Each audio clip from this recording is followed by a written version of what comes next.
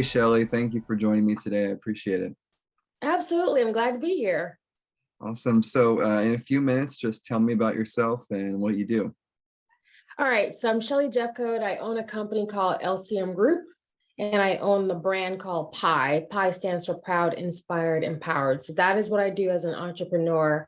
And I still am one of those entrepreneurs who manages to have a career outside of that. But that is my focus for today's call, is to talk about LCM. Okay. And how did you start?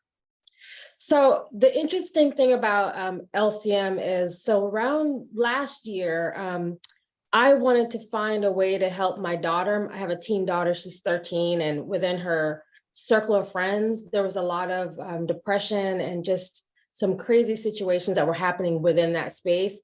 And something that I'm really good at in my career is building brands and cultures. So I was trying to find a way to change some of the language and the messaging that the kids were getting, which is where Pi came from, Proud, Inspired, Empowered. And from that, it kind of built itself out into what I thought I was doing, was helping to help my daughter and her friends rebrand themselves and move into that space. But it ended up being a company that now supports teens, young professionals, and veterans to help build their brands and a lot of the things. So we have workbooks and tools and all those things that support that. So that's the genesis of my company, is built on mental health, and especially for kids. But we've just kind of been lucky that it's been kind of blossoming itself out. It's a very noble cause. And how long ago did you start the business? I started my company in April 1st of this year, and my mind is not, I'm trying to absorb all that's happening. We're considered now a globally recognized brand. We were really lucky enough to be spotlighted by, I'm not sure if your viewers are familiar, there's a paper in the UK called The Voice. And The Voice is a paper that it's been around for 40 years. They target the UK, Black, Caribbean, Africa. Obviously, I'm in the US, so to be spotlighted in this paper is incredible. So that actually caused us to be recognized as a global brand. So we have that reach.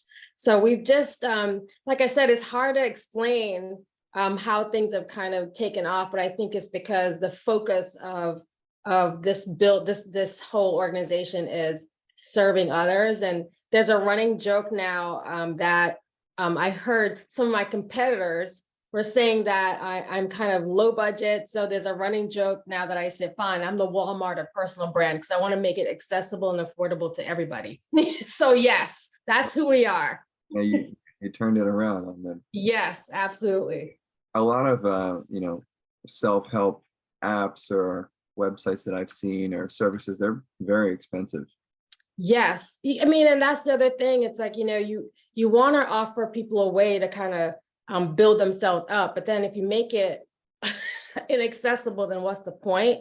When I think about some of the services that we offer, so just things like we have affirmation books, and they're $20, but I also share out affirmation posts for free, because there has to be a way for you to get the information to the people that need it without having a cost.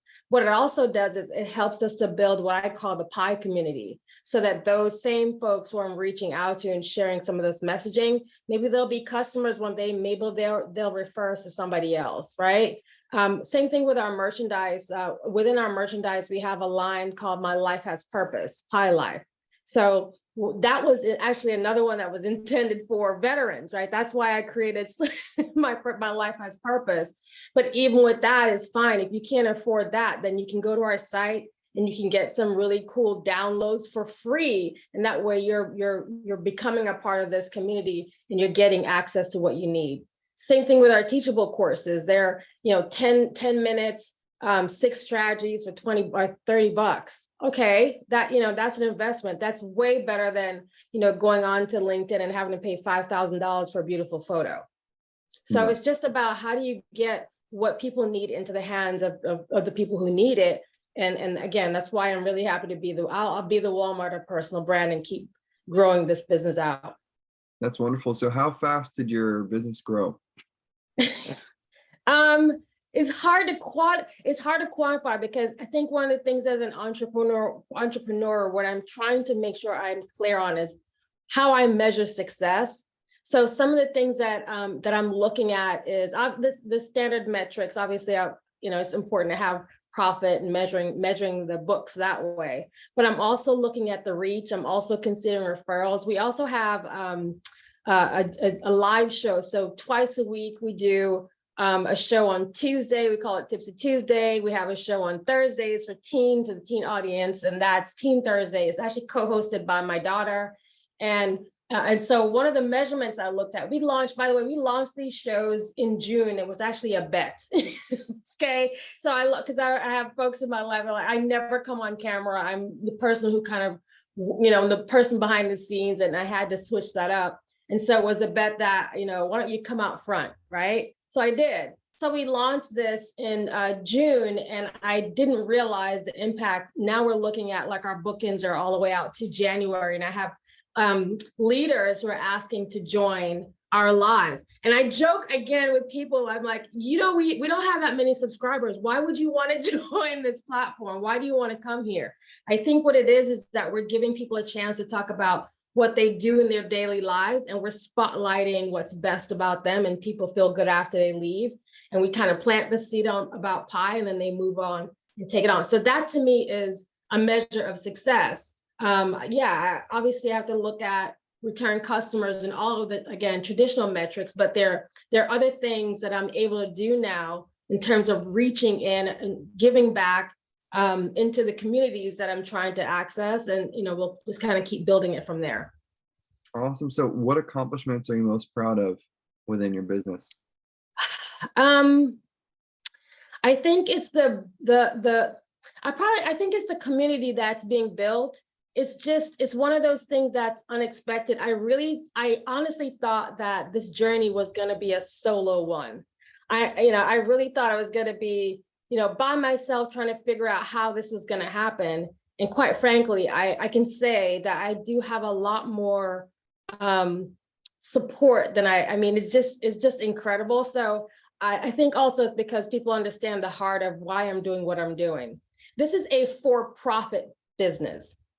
Okay, so this is a for-profit, and when I was building out the fundamentals of this organization, which again I've worked in corporate America for almost 30 years, so I'm bringing in that level of experience, right? So I'm building out this organization in a way to serve the community, and I have an idea of where I want it to go. And so as I'm building these things out, it's getting the reception that I'm getting from even the business community has been really good. So that is I think right now, what's making me most proud. And are there any large obstacles that you came across to start Yes. business and maintaining it? Yeah. Okay. The first, and this is not like a normal answer, but the largest obstacle is doubt. Yeah. The largest, I did not realize how much I would be fighting myself on doubt.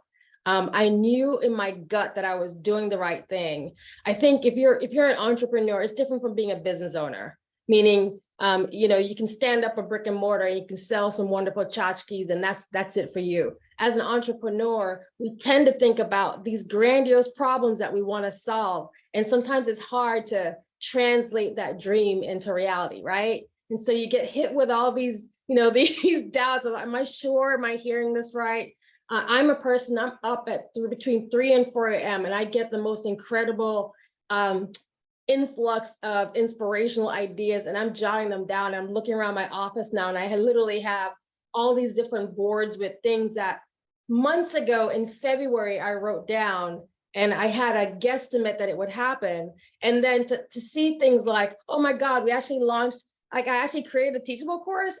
It really did happen, right? So it's things like that. So it's really dealing with doubt, especially when you don't have, you're not seeing like the return right away. It takes a while, right? The second obstacle I would say is reaching your customers.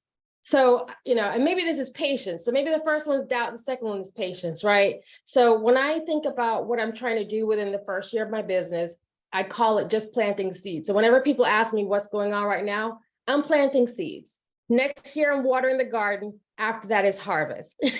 That is my 3-year plan. what does water in the garden mean? It means to me, that's what I'm more out front and selling all of our products and services. I'm bringing some of the portfolio ideas to life and, making different things happen, right? Some of the things that we kind of have in the seed planting season kind of comes to life next year. So it's just trying to make sure that I'm patient with where the business goes, because I intended to have some kind of longevity behind this. So those two, I would say, doubt and patience. And notice I didn't say anything about finding funding. Notice I didn't say anything about, figuring out your product, or, you know what I mean? Notice I didn't say anything about that. It's because if you're the CEO of your organization, you've got to get over those two things, because you're not going to be able to share your vision or have a strategy if you still have those two monikers going on in your head.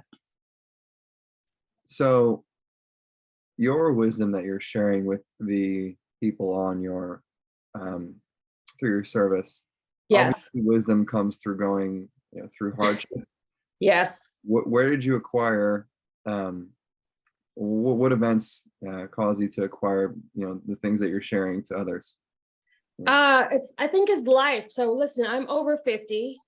I'm West Indian. I came to this country when I was a teenager. I came from a very fortunate family in Jamaica. That's my hometown. I've been through a lot in life. And so some of those things are lessons that I've been able to turn into opportunities. Educated, like I said, worked in corporate America for a long time. Have had to deal with intersectionality, some of those challenges, like, again, like just about anyone else. And for me, though, it's what does the lesson teach me? What do I do with it? So one of the things that I've always been very blessed at is being able to use that, whatever that situation is, and turning it into something good. That is just the way I've always been. So, so I understand also how to connect with people, and I've just been able to translate some of that. So when I share a story with someone, I'm more interested in how I can help you than it's not about me, right? So because I'm always putting others in front and I'm focused on how I can solve your problem, it's less about me. And then the wisdom comes, because there are a lot of things that we have in common. We all want the same things. We want the best for our families, the best for our kids. We want to be healthy. We want to be wealthy, right? We all want it in some degree. So all the wisdom that I have is just coming from that experience. My father, when he was around, he passed some years back. He was a businessman in Jamaica. He was an entrepreneur. He owned a construction company. He served the community. He was really big on endowments. My mom was a teacher and a minister. She was huge on giving out scholarships. These were things that my parents were doing, that they were basically training us as kids. There's 5 of us to be able to leave. It's all about legacy. So my father would be writing checks for schools in Jamaica, and they had no idea where the money was coming from. So he also taught us to do things in secret. We call it secret charity, right? So it's just all of those lessons that I learned from just my my upbringing. It translates into the way that I live my life now. And so that is part of what I do, and I intend to do with LCM Group, is I made a commitment that I want to be able to be so profitable that I'm able to bless other people. So what does that look like? It means I want to be able to, have scholarships and have endowments and continue the legacy that was started before me. Your father's words are very wise. I think a lot of people, they do any act of charity and they tend to post it on social media. Yeah. Yes. It's like filming filming the homeless person when you give them $20. Yes.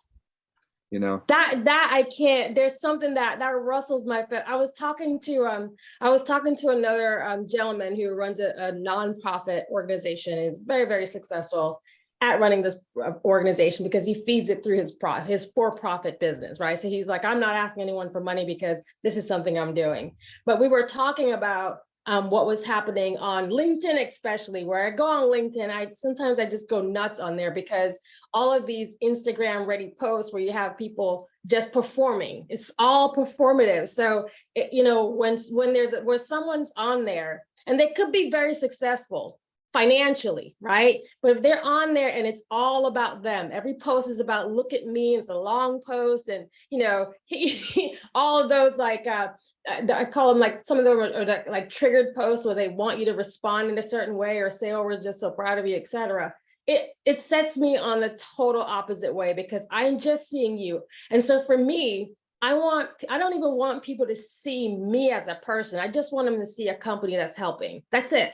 I don't need any of that, front street anything. So if you go on our social media pages, you'll find out pretty quickly, my personality. You literally see me living and breathing because I'm always trying to be, trying to teach people how to be proud, inspired, and empowered. It's all about your experience and making life better for you on your terms, not, me and my new Instagram photos.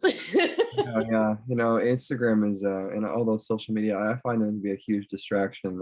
Yes. I actually deleted them all about a month ago. I don't see the value in it anymore. Yeah. You just find It's noisy.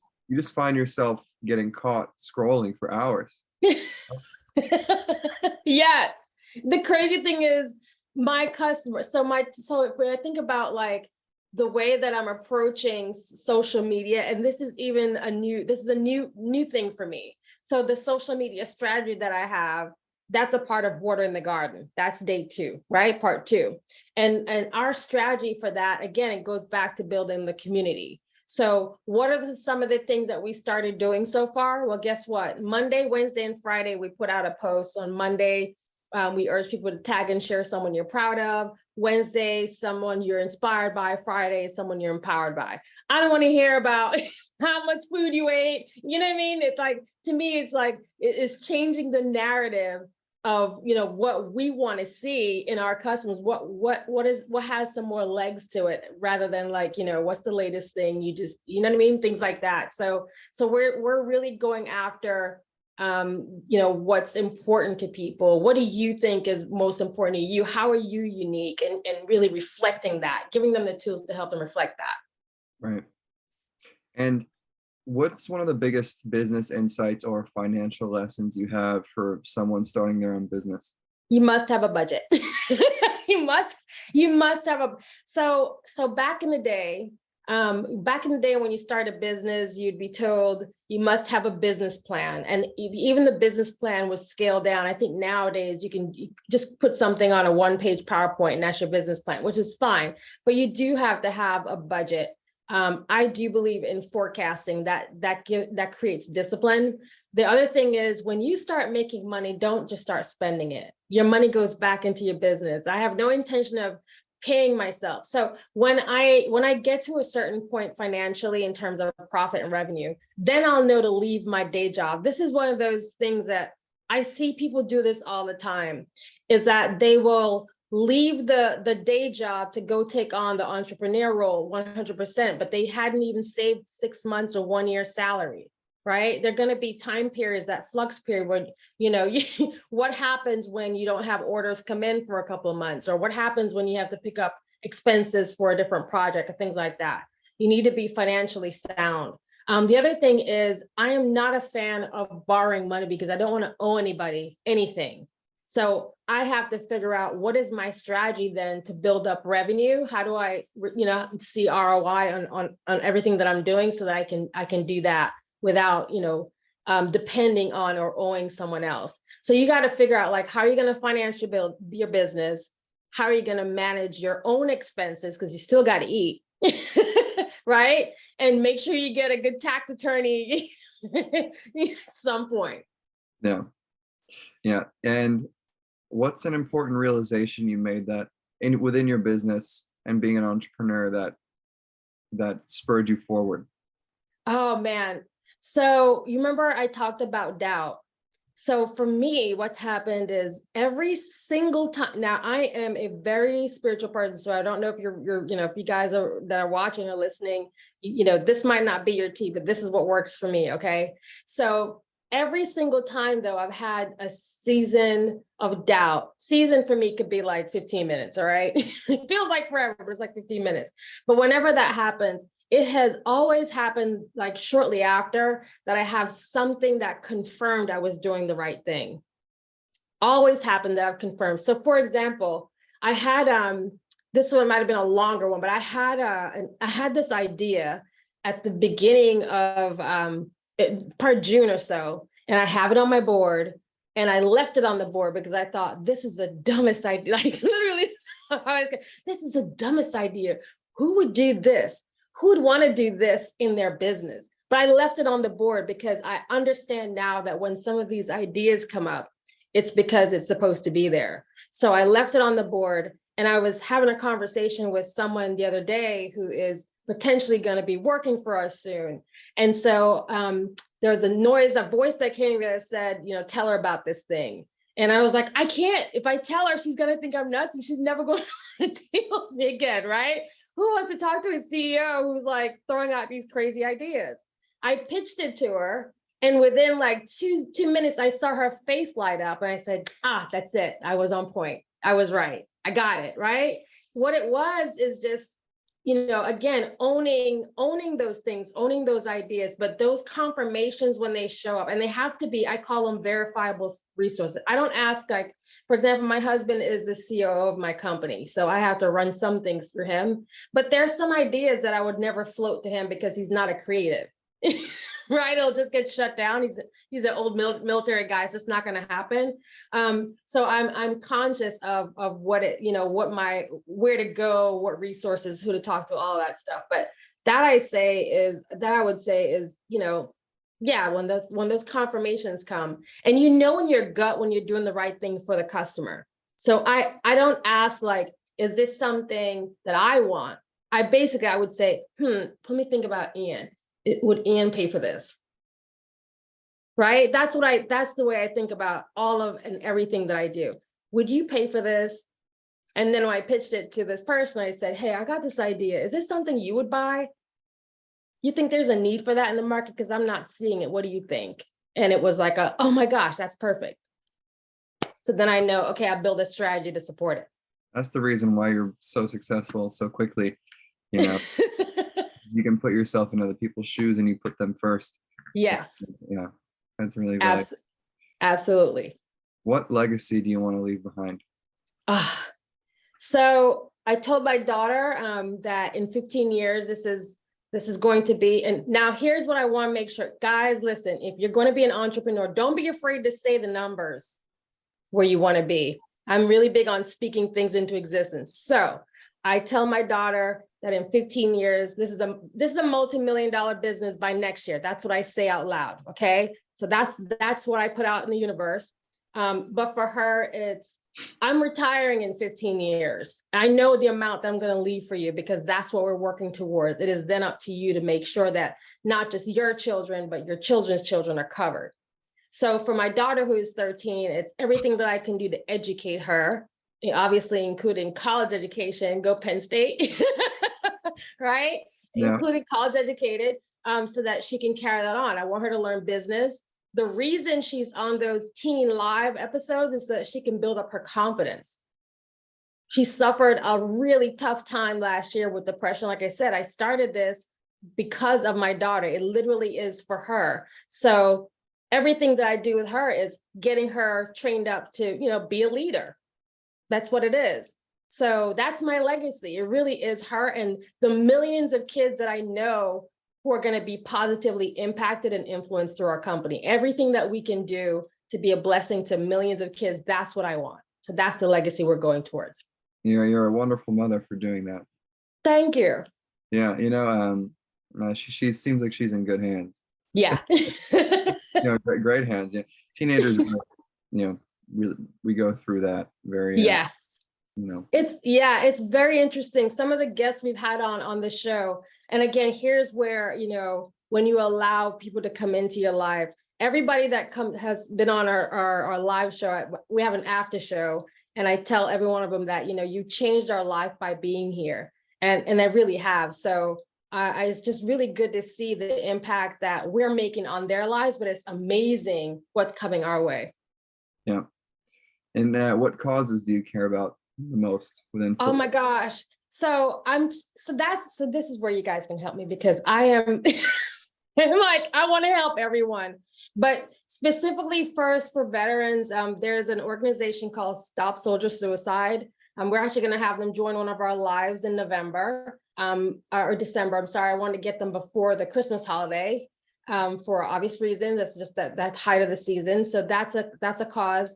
Something that we want to do is we're working on merchandise so that we can donate a portion of proceeds to those causes. There's another organization called Still Serving Incorporated. That's huge to me, but it's a veteran who's actually launched a program supporting teens and teen leadership development. So we'll be working with them. And so I'm looking for organizations like that we can partner with during their donation periods. I also am working with Boys and Girls Club and Next Gen Organization, and there's a lot. We're huge also on financial literacy. So there's a company called Seedling or Plan It. They've just adopted our live series into their app. It's a financial literacy app, which is amazing. So, so obviously folks can get to that. Yeah. So we're big on financial literacy and anything that we can do to get the education out. And then next year we'll pivot on the teen side onto preparing kids for college. So you hear a lot more about book recommendations. We'll bring leaders on to talk about college secrets. We actually know the money code. So we're hoping to have her join a program. So these, and by the way, these are freebies, right? This is getting the information out to the people that actually need it. Wow, you're doing so much. It's yeah, incredible. Thank you. Finally, what's a message you'd like to leave with the audience? I think a lesson, I can't do this alone. I absolutely need you guys in order for us to, bring a lot of these things to fruition. We obviously need customers. We need people involved. As much as we hate social media, we need to get you guys involved on social media to support the positive stuff that we're trying to put out. Otherwise, we'll just be in an echo chamber. So anything that you can do to help us get the word out about PI, if there are individuals who need mental health awareness, we have resource information on our website at learncoachmodelgroup.com. You can go to our site. There's resources there. Again, just anything that you can do to support the local communities that you're in. If you don't know who to support and you're looking for some good groups to support, for real, seriously, send me an email. I guarantee you, I will find you. We have a list on our site under corporate partnerships. It's called Doing Good Business. And so I spotlight some of the organizations that'll come on, and you'll find them there. But if you honestly are looking for, especially if you're another entrepreneur and you're looking for affiliate marketing partnerships, there's a lot of people who need help. So just reach out. Awesome. Well, thank you for joining me today. I appreciate it. And we'll be in touch soon. Yes, this is great. Thanks for having me. No problem. No problem. Enjoy your day. You too.